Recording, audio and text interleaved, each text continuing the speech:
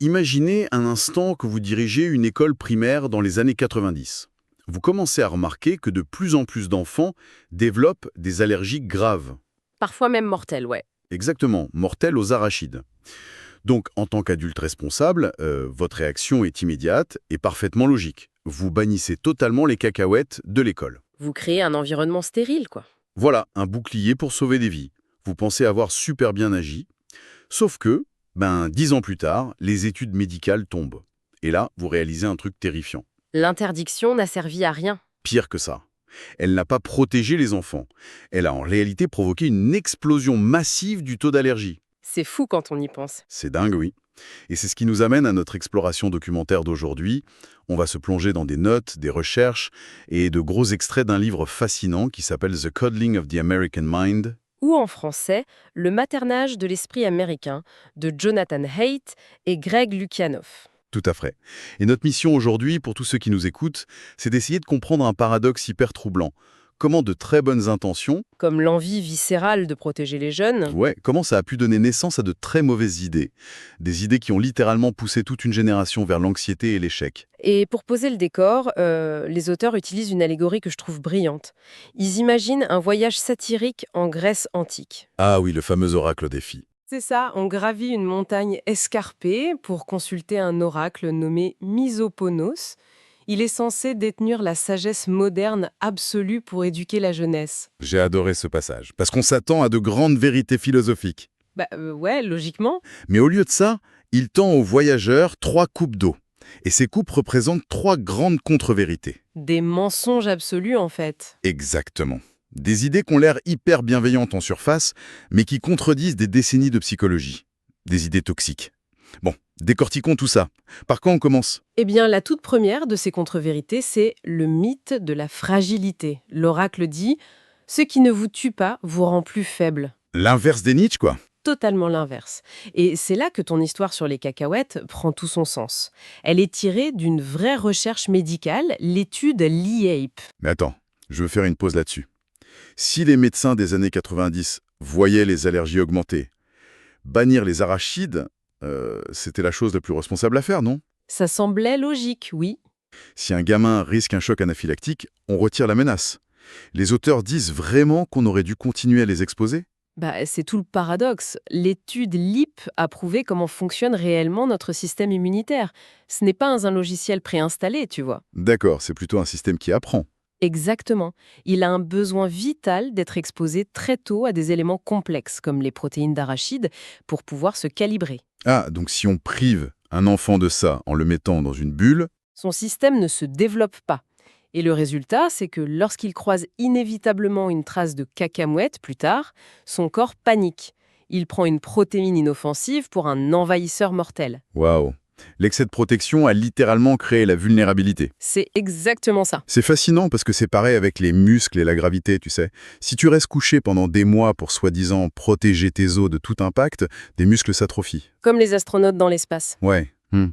L'absence de stress détruit le système, en fait. Nassim Nicolas Taleb a inventé un mot pour ça. Il appelle ça l'antifragilité. Il explique que certains systèmes ont besoin de choc et de désordre pour se renforcer. Il a cette métaphore super connue, non? Oui, magnifique métaphore. Il dit que le vent éteint une bougie, mais il ravive un feu. Ah, c'est puissant. Ouais. Et le problème de notre société moderne, selon le livre, c'est qu'on a commencé à traiter l'esprit des jeunes comme une bougie fragile à protéger du moindre courant d'air, au lieu d'en faire un feu. Et c'est là qu'intervient ce fameux glissement sémantique. Comment on est passé de la sécurité physique à l'idée que de simples mots pouvaient être une menace mortelle? C'est un mécanisme psychologique très fort. Pendant longtemps, la sécurité, ça voulait dire ne pas se faire écraser par un bus ou ne pas se faire agresser. La survie basique, quoi. Voilà. Mais le sens du mot a glissé. Il s'est étendu pour inclure la sécurité émotionnelle. Ah, la sécurité émotionnelle. Oui. Et si tu convaincs un étudiant qu'entendre une opinion politique opposée met sa sécurité en péril, son cerveau ne fait plus la différence. Attends, physiquement parlant. Physiquement, son amygdale s'active, il sécrète du cortisol, il entre dans une réaction de lutte ou de fuite comme s'il avait un tigre devant lui. Et c'est une transition causale implacable. Si on nous persuade qu'on est de petites bougies fragiles, alors la moindre brise idéologique devient une agression vitale. Tout à fait. Et ça nous pousse directement dans le deuxième piège, la façon dont on interprète nos propres émotions face à ce danger. Ce qui nous amène direct à la deuxième contre-vérité de l'oracle, faites toujours confiance à vos sentiments. Oh là là, on lit ça partout. C'est le slogan de toute l'industrie du bien-être. Écoute ton cœur, tes émotions sont la vérité. C'est partout, ouais. Mais les auteurs expliquent que c'est un véritable désastre cognitif. Pourquoi un désastre? Pour l'expliquer, le psychologue Jonathan Haidt utilise l'image de l'éléphant et du cavalier. Imagine que notre esprit est divisé en deux. Ok, je visualise. L'éléphant, c'est notre inconscient, nos émotions brutes, nos réactions viscérales. Et sur son dos, il y a un petit cavalier qui représente notre conscience logique et rationnelle. Et on aime bien croire que c'est le cavalier qui dirige l'animal. Exactement. Sauf que dans la réalité, face à un danger, l'éléphant fonce où il veut. Le cavalier, lui, il passe son temps à inventer des justifications logiques pour expliquer pourquoi l'éléphant a pris cette direction. C'est dingue. En gros, le cavalier n'est pas le pilote, il est juste l'attaché de presse de l'éléphant. C'est tout à fait ça. Et toute la thérapie cognitivo-comportementale, la fameuse TCC, Qui est la référence pour traiter l'anxiété, il me semble. oui, la référence mondiale, eh bien la TCC repose sur le principe inverse de l'oracle. Elle t'apprend justement à ne pas faire aveuglément confiance à ton éléphant. Elle entraîne le cavalier, en fait. Voilà. Elle t'apprend à repérer les distorsions cognitives. Par exemple, le catastrophisme, genre « mon ami ne m'a pas répondu par texto, mon éléphant me crie qu'il me déteste, donc je vais finir seul ». L'escalade totale. Ouais. La TCC force le cavalier à dire « Ah, attends, est-ce que c'est un fait ?» Non. Il est sûrement juste très occupé au travail. Sauf qu'aujourd'hui, au lieu d'enseigner cette hygiène mentale, les sources montrent qu'on enseigne le raisonnement émotionnel pur, notamment avec les microagressions. Le passage de la culture de l'intention à la culture de l'impact. L'intention de la personne qui parle ne compte plus du tout, c'est ça, hein. Seul l'impact ressenti par celui qui écoute a valeur de vérité absolue. C'est ça. Le livre illustre bien ce danger avec l'histoire vraie de Carrie Foster. C'est une femme noire, mariée à un homme blanc. Un jour, son mari a un grave accident de moto. Ah, l'angoisse. Il est emmené aux urgences. Elle arrive, paniquée. Et le personnel médical, qui est majoritairement blanc, est hyper tendu, maladroit.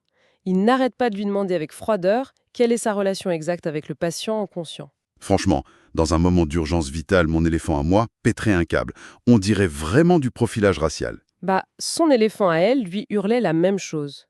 Que ses médecins étaient racistes et qu'elle subissait une agression violente. Mais Carrie avait étudié la TCC. Et c'est là que ça devient vraiment intéressant. Elle a pris une grande inspiration, a calmé son éléphant et a forcé son cavalier à analyser les faits. Qu'est-ce qu'elle s'est dit? Elle s'est dit, bon, ces gens essayent de sauver la vie de mon mari. Ils ont un biais cognitif inconscient sur ce à quoi ressemble un couple marié typique et on ne rentre pas dans leur case. Une explication logique plutôt qu'émotionnelle. Voilà. Du coup, elle a communiqué calmement et la situation s'est débloquée d'un coup. Les médecins se sont confondus en excuses pour leur maladresse. La tension a disparu. C'est glaçant quand on y pense. Parce que si elle avait appliqué la règle moderne de la culture de l'impact, Genre, si je me sens agressée, c'est que je le suis. ouais, elle aurait hurlé, les médecins se seraient braqués, et ça serait devenu un traumatisme énorme pour tout le monde. En apprenant aux jeunes à toujours supposer des intentions malveillantes, on leur enseigne les distorsions cognitives qui causent la dépression. On leur donne carrément le mode d'emploi pour amplifier leur propre souffrance psychologique. Et ça mène à un truc grave. Quand tes émotions dictent la réalité absolue, toute personne qui te contrarie devient un bourreau. Ce qui nous amène direct à la troisième contre-vérité de l'oracle. La vie est un combat entre les gens de bien et les gens mauvais. La pensée binaire totale. Le tribalisme pur et dur, c'est l'évolution humaine. Le cerveau est programmé pour le « eux contre nous ». Il y a l'expérience de Techfeld là-dessus, non? Oui, Henri Tajfel, dans les années 70, il prenait des inconnus et leur demandait d'estimer des points sur un écran. Ensuite, il les divisait arbitrairement en deux groupes, les surestimateurs et les sous-estimateurs. Des groupes qui n'ont aucun sens. Aucun sens. Et pourtant, en quelques minutes, les gens commençaient à favoriser leur propre groupe et à discriminer l'autre. L'instinct tribal démarre au quart de tour. Bon, je veux faire une petite pause ici, parce qu'on aborde des sujets politiques très sensibles en parlant de la division sur les campus américains. Les auteurs critiquent la gauche étudiante, mais parlent aussi de la droite. Il faut être clair avec ceux qui nous écoutent. Absolument essentiel, oui. Nous, ici, on ne prend aucun parti politique. Et les auteurs non plus, d'ailleurs. On se contente d'analyser la mécanique psychologique que les sources décortiquent, sur les extrêmes des deux côtés. Voilà, c'est important. Alors, comment les auteurs naviguent-ils face aux vraies injustices? Ils distinguent deux types de politiques d'identité. La première, c'est la politique de l'humanité commune, celle de Martin Luther King Jr. Élargir le cercle, c'est ça? Oui, il faisait appel aux valeurs universelles. Il disait que l'amour était la seule force capable de transformer un ennemi en ami. La deuxième méthode, c'est celle qui domine aujourd'hui. C'est la politique d'identité basée sur l'ennemi commun. Le livre remonte à des penseurs comme le marxiste Herbert Marcuse. Avec son concept de tolérance répressive, il disait que tolérer les opinions de la majorité était en soi une oppression. Ah, ça change tout le paradigme. Surtout quand c'est couplé à une version extrême de l'intersectionnalité. La société devient juste une matrice mathématique de privilèges et d'oppression. Tu es soit intrinsèquement bon parce que marginalisé, soit mauvais parce que privilégié. Mais alors, qu'est-ce que tout cela signifie au fond? Je me fais l'avocat du diable, mais le racisme, le sexisme, ça existe vraiment. Ce n'est pas normal de dénoncer ces oppressions. Bien sûr que c'est légitime, et le livre le souligne. Le problème, ce n'est pas d'identifier l'injustice, c'est le logiciel cognitif qu'on utilise pour le faire. Les fameux filtres binaires. Ouais. Si tu réduis chaque interaction humaine complexe à un axe oppresseur-opprimé, tu détruis toute nuance. Et surtout, pour la personne qui se sent marginalisée, grandir en scannant constamment son environnement pour y détecter des ennemis cachés, C'est épuisant.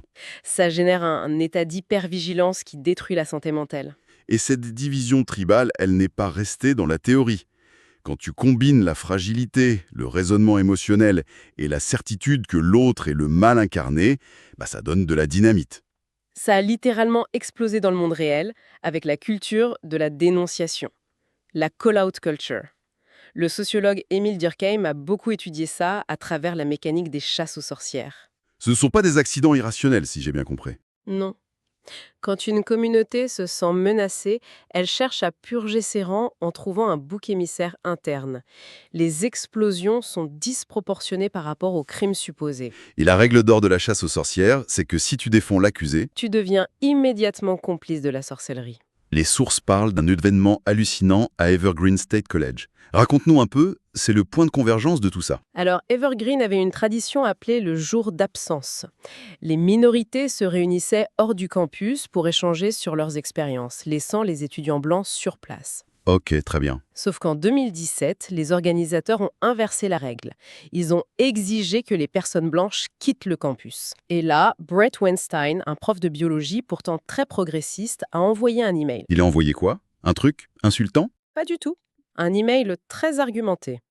Il disait juste qu'il y a une différence morale gigantesque entre s'absenter volontairement et exiger d'un autre groupe racial qu'il parte sous la contrainte. Un argument rationnel, posé par le cavalier, mais c'est l'éléphant collectif qui a pris le relais. L'email a été perçu comme une agression physique mortelle.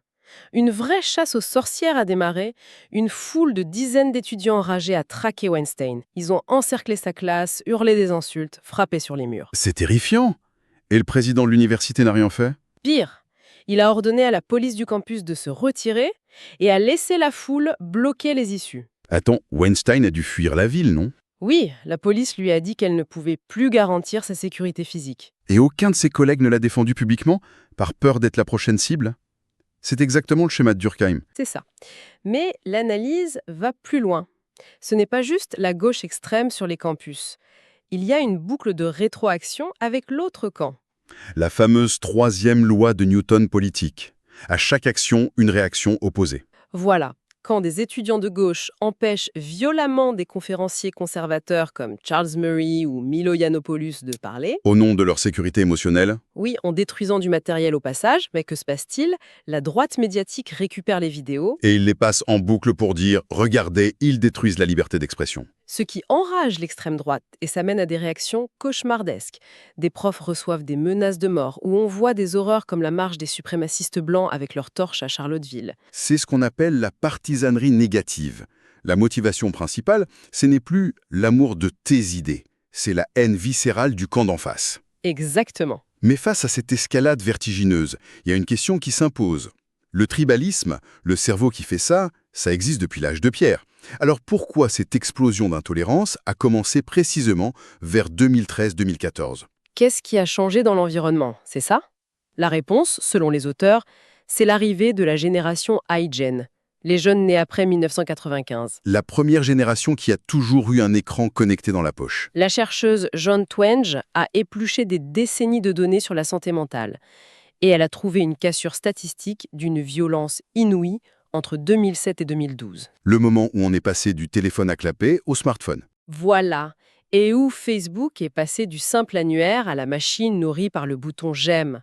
À partir de 2012, les courbes de dépression, d'anxiété clinique et d'automutilation chez les ados ont grimpé à la verticale, surtout chez les filles. Mais le lien causal, il est où? Comment un smartphone crée cette obsession de la sécurité émotionnelle sur un campus? Sean Parker, le premier président de Facebook, l'a avoué lui-même. Ces plateformes ont été conçues pour exploiter les vulnérabilités de notre psychologie, avec des décharges de dopamine. Les fameuses boucles de validation sociale. Imagine grandir là-dedans. Ton cerveau est branché sur une machine qui te force à comparer ta vie au moment parfait des autres. Tu es jugé en permanence par une foule invisible. Une seule mauvaise blague et c'est le lynchage public numérique. D'exclusion tribale instantanée, c'est l'équivalent de vivre ces années de collège, l'enfer du collège, mais 24 heures sur 24, sans aucun répit. Et le résultat, c'est que les universités des années 2010 voient débarquer une génération rongée par l'anxiété, complètement épuisée. Les institutions essayent de les aider de bonne foi, Avec les espaces sûrs, en annulant les débats. en validant l'idée que se sentir offensé, c'est être agressé. Sauf qu'en faisant ça, elles agissent exactement comme les directeurs d'école qui bannissaient les cacahuètes. Oh, la boucle est bouclée. Elle retire le seul remède possible, l'exposition progressive à la contradiction. Elles empêchent la création de l'antifragilité et enferment les jeunes dans leur détresse. C'est vertigineux quand tu mets toutes les pièces du puzzle ensemble. Et même si on parle des campus, ça touche tout le monde. On navigue tous dans cet écosystème numérique toxique. Alors la vraie question, c'est comment on en sort? Comment on rebranche notre cavalier? Le livre donne la parole à Van Jones, un militant progressiste. Il a une métaphore géniale. Il dit « Je ne vais pas enlever les poids de la salle de sport, c'est le but même de la salle. Mettez vos bottes et apprenez à affronter l'adversité. » La force ne vient pas d'un monde plus doux, mais de notre capacité à utiliser la TCC pour contrôler notre éléphant. Refuser le tribalisme et devenir antifragile. Accepter le vent pour devenir un feu et non plus une petite bougie. Pour conclure cette plongée analytique aujourd'hui, je voulais partager une dernière réflexion avec ceux qui nous écoutent. Une idée pour aller plus loin, ouais. C'est ça. Dans notre époque actuelle, on est tous confortablement installés dans nos bulles de filtre algorithmiques. Des algorithmes qui nous chuchotent tous les jours qu'on est les gentils et que les autres sont les méchants. Ce qui est super confortable pour l'éléphant. Tellement confortable. Mais et si l'acte de rébellion le plus radical, le plus courageux qu'on puisse faire aujourd'hui, c'était tout simplement de s'asseoir en silence, de regarder quelqu'un avec qui on est profondément en désaccord et de l'écouter attentivement? L'écouter sans préparer sa contre-attaque dans sa tête, sans que l'éléphant ne crie au loup. Quel défi immense! Mais peut-être que si l'oracle nous tendait à nouveau ces coupes d'eau empoisonnées, la chose la plus sage à faire, ce serait de refuser de boire et de redescendre la montagne par nos propres moyens.